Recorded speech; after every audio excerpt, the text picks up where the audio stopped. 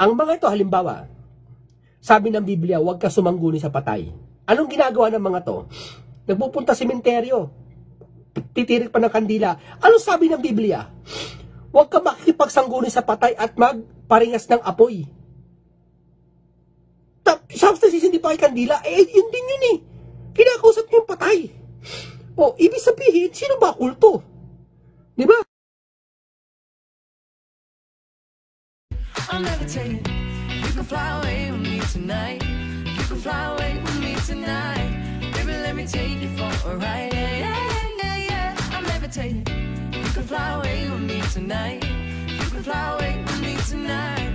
Ito ang Factbusters! I got you. Sa puntong ito ng ating programa, kung hindi ka pa nakasubscribe, pakiclick po ng subscribe button at ang notification bell para updated po tayo sa ating mga susunod na videos. Kaya, let's go at simulan na natin!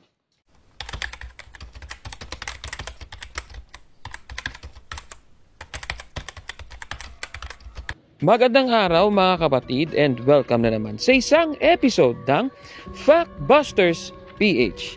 Babasahin muna natin ang Santiago Kapitulo 2, versikulo 17. Ganito po ang ating mababasa.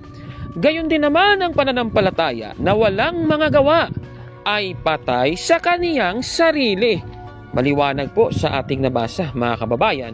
Dapat po yung ating mga natutunan sa ating relihiyon o sekta dapat i-apply natin ito sa ating mga gawa kasi walang kwenta pong pananampalataya kung walang kakibat na gawa mga kababayan. Sa ating episode ngayon, ang pahayag ng mga debatista ng Iglesia ni Cristo ni Manalo ang ating tatalakayin.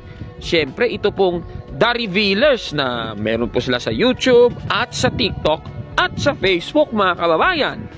Kasi meron po silang pahayag na ito po ay viral ngayon mga kapatid.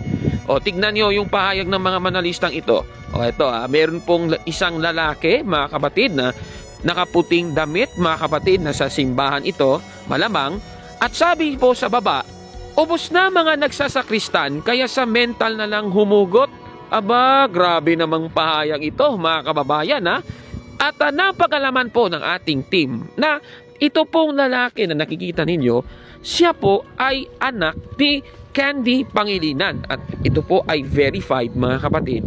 Katunayan, may nag-chat po kay Candy Pangilinan. Ayan, nakikita nyo po ha. Ayan. So, sabi po dito, hello po Miss Candy, I would like to ask you if anak nyo po yung nasa picture. Ginamit po kasi ito ng isang admin ng Facebook or TikTok ng The Revealers. Yun yung name ng page to post slanderous remarks against the Catholic Church against sa mga PWD na nais maglingkod po sa simbahan. Ayan, nakikita nyo po sa screen. Sabi dito, said to be from INC cult itong mga admins. Please take action for this. Thank you so much. Please hide my identity. At itong nasabing inquiry na ito sa page ni Miss Candy Pangilinan ay sinagot niya. Sabi dito, yes, it's my son. It's okay. Ayan. So lumalabas mga kapatid na itong lalaki na nakikita sa post ng The Revealers, ito po pala ay anak ng artistang si Candy Pangilinan. At sabi pa sa post, galing daw ito sa mental. Grabe naman talaga mga kababayan. Itong kanilang ginawang paninirang ito, grabe talaga, pati yung mga may kapansanan at itong mga may special needs ay sinisiraan talaga ng mga taga-Iglesia ni Cristo ni Manalo. Nako, ito talagang The Revealers. Nakakahiya talaga kayo.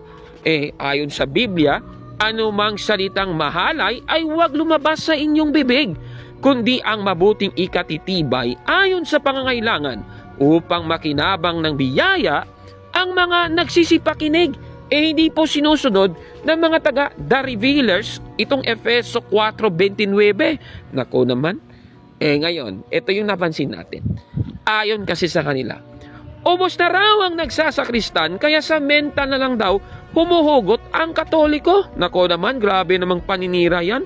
At yung nasaklap doon, siniraan pati yung anak ni Candy Pangilinan.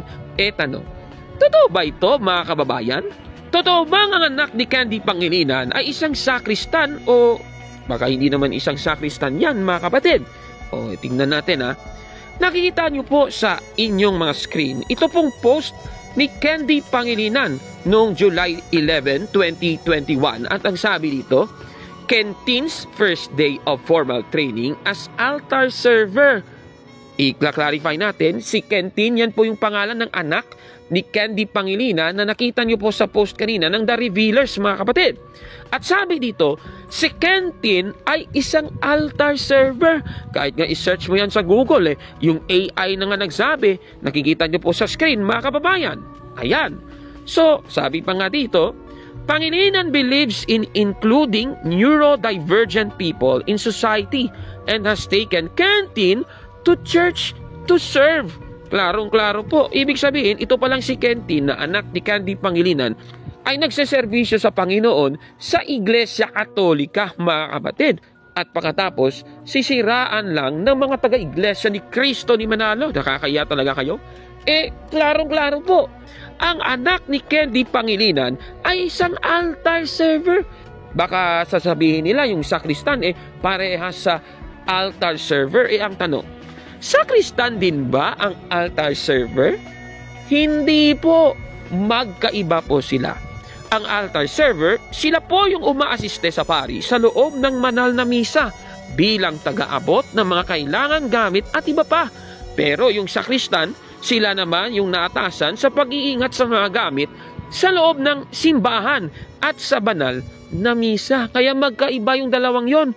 At itong si Kentin na anak ni Candy Pangilinan na sinabihang galing daw sa mental ayon sa mga taga-revealers ng taga-Iglesia ni Cristo ni Manalo, kaya lumalabas talaga ang pagkaingot ng mga manalista na ito. Nako naman, kawawa naman itong mga palpak talaga.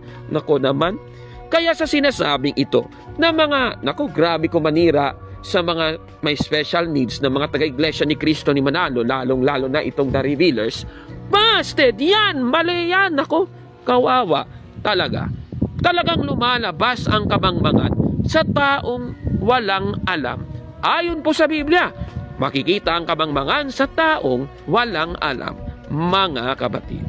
Pero alam ninyo, kahit na ganon ang sinabi ng The Revealers kay Candy Pangilinan, sabi nung nag-inquire kay Miss Candy Pangilinan, grabe, below the belt mga statements po nila as a former altar server, nakakalungkot.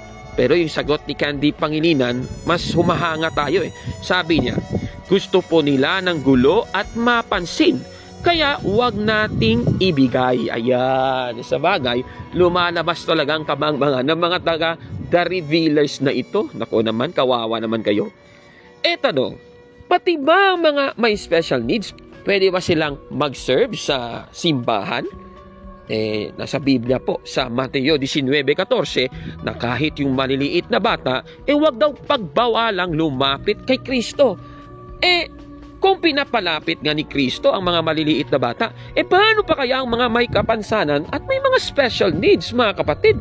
Nako naman Tapos yan pa yung kinukutya ng mga taga-Iglesia ni Cristo ni Manalo. Pagkatapos sabi nila, konti na lang yung sakristan ng mga Katoliko, kaya kumukuha daw sa mental ang mga Katoliko. Nako naman, kawawa naman itong The Revealers na ito, basta lang baka panira.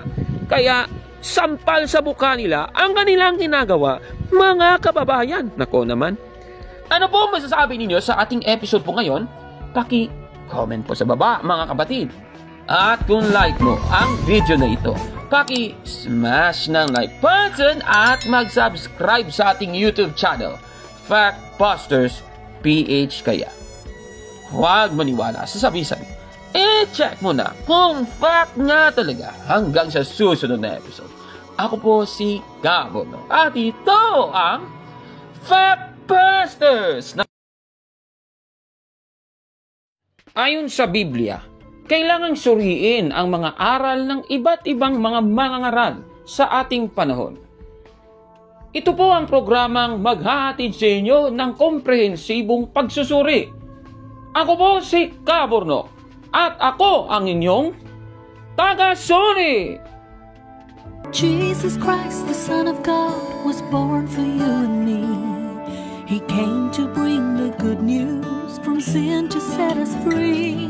The blind, the deaf, the lame, the poor, his power meant to see. He gave his life upon the cross, eternal life the key.